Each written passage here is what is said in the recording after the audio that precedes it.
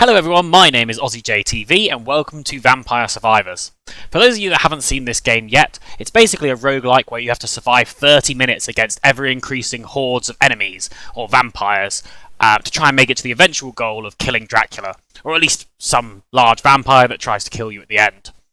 Basically you have a choice of one of these 11 characters. Actually, as of I think 2 days ago they released a patch which added 2 new characters to the game, Rici and Demario. But I think we'll just dive right into this with one of those new characters to see. So Rici here is one of the new ones, if I'm pronouncing that right at all. And she basically starts off with some extra health and some health regen and has a temporary area effect bonus. And starts off with a weapon called Holy Water. So basically I'm going to be playing in the Mad Forest on Hyper Mode, which is basically a mode you unlock fairly early on that makes everything go faster, both you and the enemies. So as you can see, I'm just sort of wandering around here at the moment, trying to dodge this endless swarm of, I guess, vampire bats, and pick up these blue gems on the floor, which basically grant you a level up after a certain amount of experience. On level up, you get a choice of picking 3 items, and sometimes 4, to add to your arsenal to get stronger. So in this case, I have a choice between Clock Lancer, Ebony Wings, and Knife. I think we're just going to go with a knife for now, and just see how the game ends up looking. So it's quite funny actually, as you can see, Rici gets these huge knives at the start, probably because of that AoE upgrade. And basically we're just going to keep dodging. Hopefully I can keep up a constant train of thought while we're talking about this, and just collect all the coins, or gems in this case. As you can see, there's not much that's too challenging here at the start, but trust me, you'll see what this game's all about once we pick up the pace.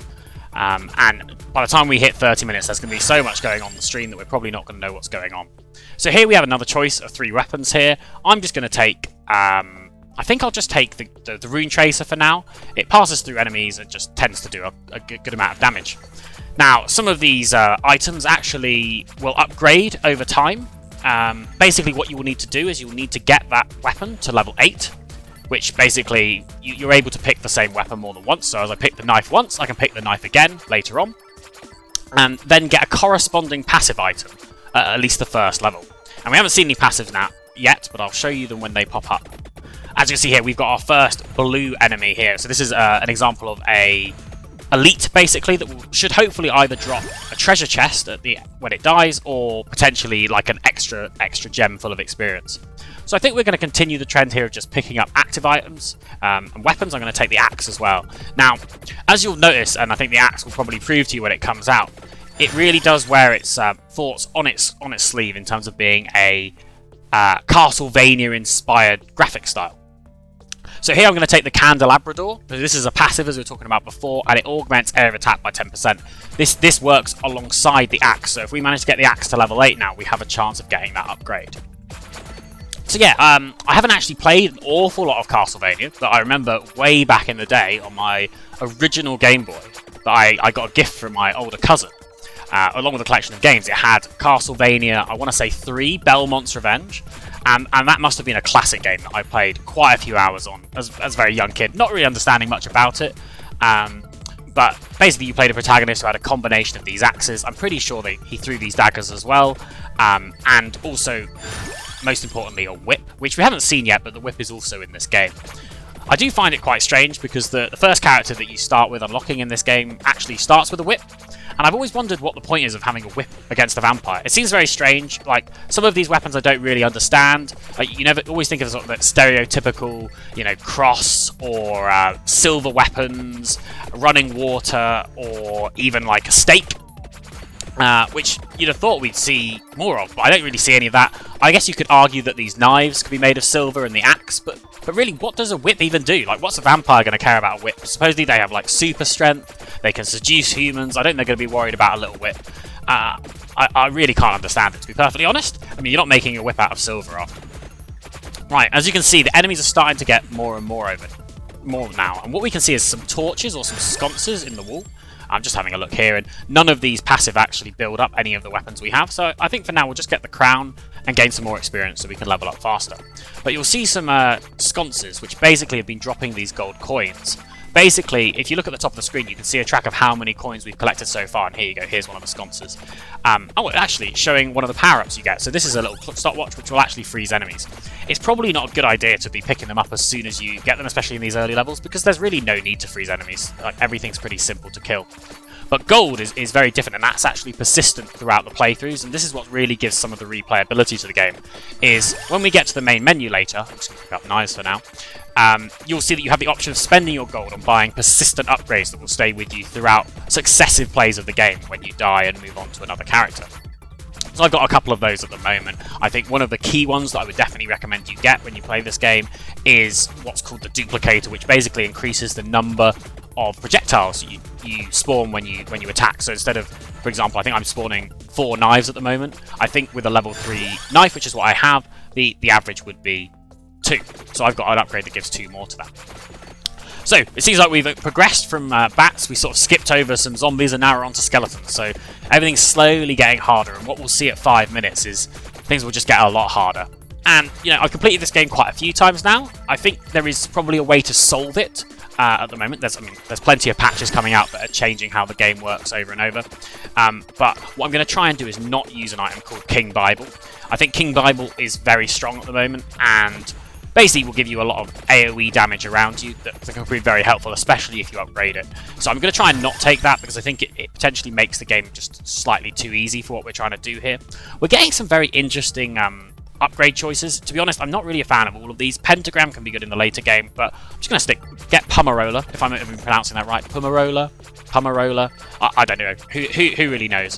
And just see where we go. I wouldn't say this run is necessarily the strongest at the moment, but, you know, things are still early. We've got a lot of upgrades that we can potentially get, and the enemies don't seem particularly difficult. So, I mean, I think there's not really much more to talk about in terms of the game itself. It pretty much wears its heart on its sleeve. The game is pretty simple, and you can pick it up very quickly. I mean, I think it's one of those things that maybe takes a bit long to master, but you can pick up within sort of 2 or 3 minutes. I think here we're just going to take the cross and just hope we start getting some more upgrades and we can start to improving our situation later. You can play this game on both controller or on WASD or on the keyboard. I tend to just use the keyboard for now because it's what I'm used to, but really the choice is yours. I wonder, is everyone having a good day today? I mean, it's very strange to be asking that on what is effectively a YouTube channel where I guess the only time I'm going to hear back from you is via the comments, which please feel free to comment after you've watched this video. So we have choices here. This would be my last weapon choice because you only have a maximum of 6 slots, but I'm going to take the whip just to show you what I mean. Like, you know, what's the point of a whip against enemies like this? I guess, you know, you could argue the whip's going to be useful against zombies, maybe? I feel like skeletons, you know, they'll just fall apart or anything like that. And you can see we've got a wall of vines, but luckily we've got an NFT, which I can't remember what it stands for. They added it in a recent release. Not the normal sort of NFT. Instead, this makes you breathe fire, maybe with rage over what an NFT is, and actually allowed us to basically insta-kill one of those elites, and this time we got a treasure chest. Now, this is where the real fun begins with the treasure chest. So, we basically get a random loot box, we get to see what's inside. It's going to be an upgrade to one of the things we already have. And where this gets really fun is sometimes you can get 3 or even 5 in one chest, and the amount of fireworks that this game produces is quite something. Hopefully we'll see that later on. So, we've upgraded the cross there. I think these are supposedly meant to be like wooden crosses, or I guess maybe silver crosses that are just thrown about, a bit like a boomerang. I don't really get how it works in practice, but I'm very happy for them sort of slaying the enemies right now. We seem to be leveling up quite well. I think I'm just going to keep buffing this crown and hope we just start leveling up quickly. Not that Santa Water is... Santa Water? I think I've been calling this Holy Water before, but I've just realised that it is indeed called Santa Water. It's particularly good, and it doesn't upgrade into a bonus later on. So I think we'll just focus on trying to level up as quickly as possible. Must say, I'm finding Clariki pretty interesting. I mean, she doesn't seem to be too much excitement compared to some of the other characters. I mean, she just gets some passive health and some passive health regen. But I mean, I think it's very funny right at the start when you have those massive weapons. I've never seen something like that with any other characters that you play on this game. Right, so as you can see, I've started to take some damage here. Obviously, she should just passively heal back up with that, but you can actually get from those sconces, what are effectively, I think they call them wall chickens in the game, but you can imagine a nice Thanksgiving turkey for you to eat and regain some health when you want to by running over and picking it up. Right, in fact, I think I saw one to our right, so I'll go over and just show you. Here you go. I think this is meant to be a turkey here, so I'm not going to get too close at this stage. The more I look at it, the more I think it's actually just like a big slab of meat rather than a whole turkey to eat. But we can use that to pick up some health later on. So I must say we're getting off a lot of passives here. I'm not going to take the Spellbinder because that's what upgrades with the King Bible, which is what I mentioned before. So we're just going to max out the crown. I think level 5 is the maximum for all passives. Anyway, I think I was asking you a bit about how your day was, realising that I couldn't actually get an answer for now. But I'll use that as an excuse to sort of segue into how my day was. I mean, at work, I'm still working from home at the moment, so Not necessarily the funnest thing to do, but was fairly enjoyable. And then I've been on many trips to the supermarket because unfortunately my partner forgot one of the ingredients of naan bread for what was a lovely meal.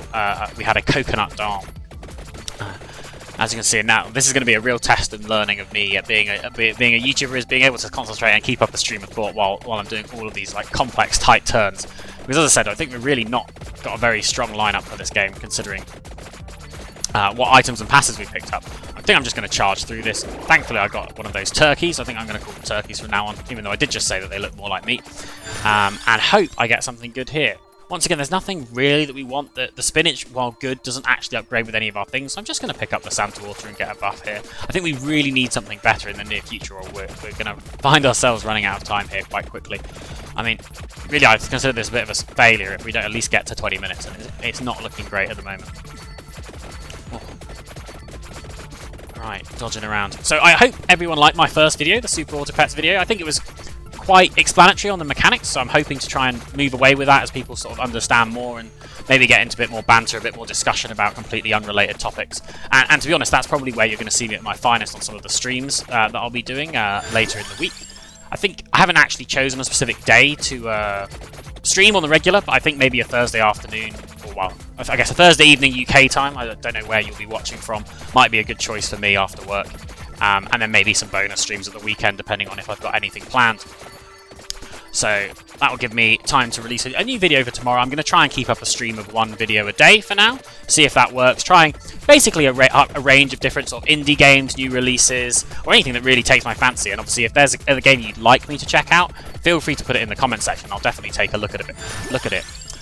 Here we go. Here's the duplicator. So I mentioned I already get a passive +2 projectiles anyway. Well, this is basically the item that does that as well. So I'm definitely going to take that, as that should basically upgrade our DPS slightly as we start to throw an extra knife or an extra axe and an extra boomerang / cross.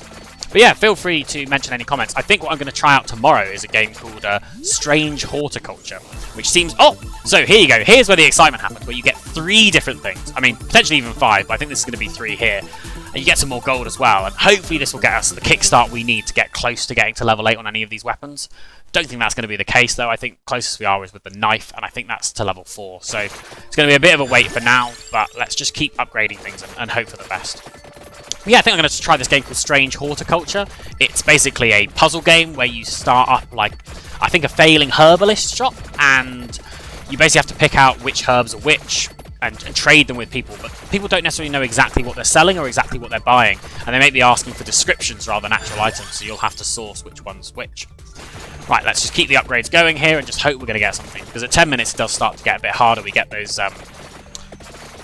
what are they called, those plants, again, that we had sort of in a circle around us, which we might just have to walk through at this rate, because I don't think we're going to be able to kill all of the enemies that are there.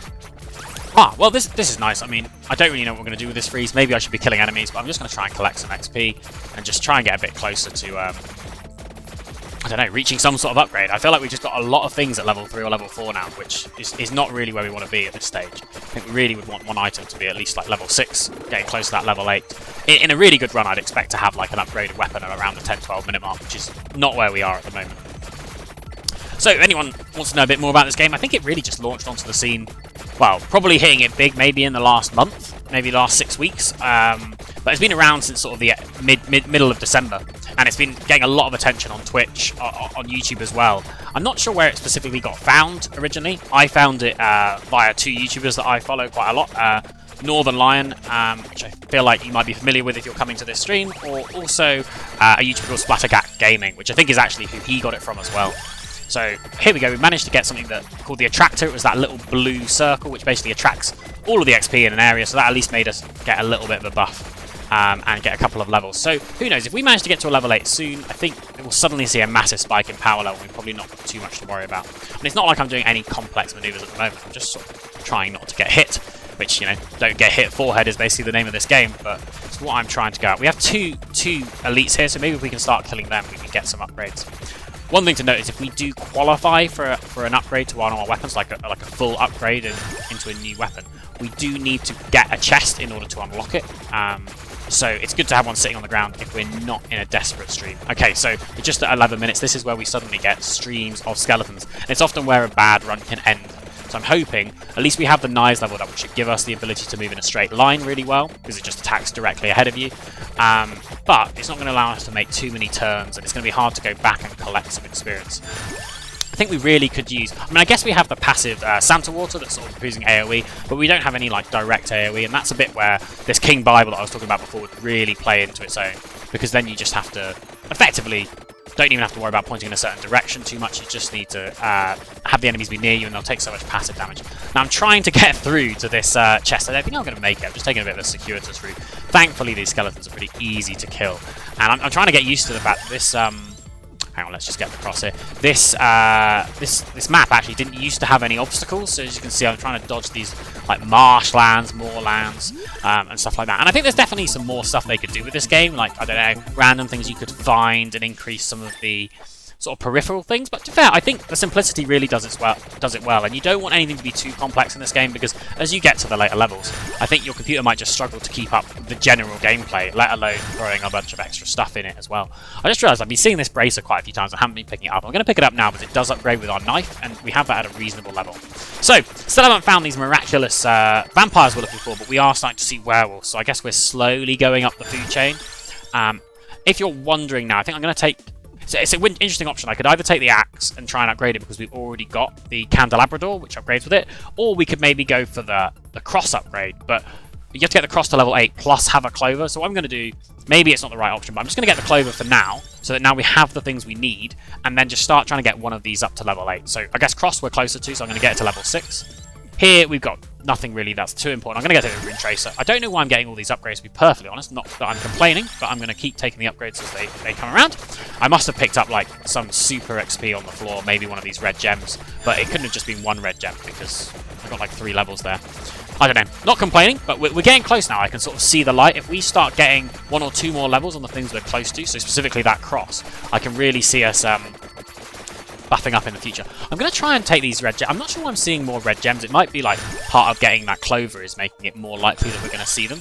And here you go. I've now got a level 8 cross. I've got at least 1 level in the clover. So basically this means that if I kill an elite and it drops a chest, I should get the upgrade to the cross. And then we'll see a bit more fireworks, a bit more excitement, and hopefully it will help us face off these enemies. I must say though, after the skeletons, I'll be pretty honest, it feels like it's even easier with these werewolves. Normally the werewolves have a lot more health. So I'm just guessing it's got something to do with the fact that we've got like a lot of projectiles flying around the screen and they're softening them up before they come close to us.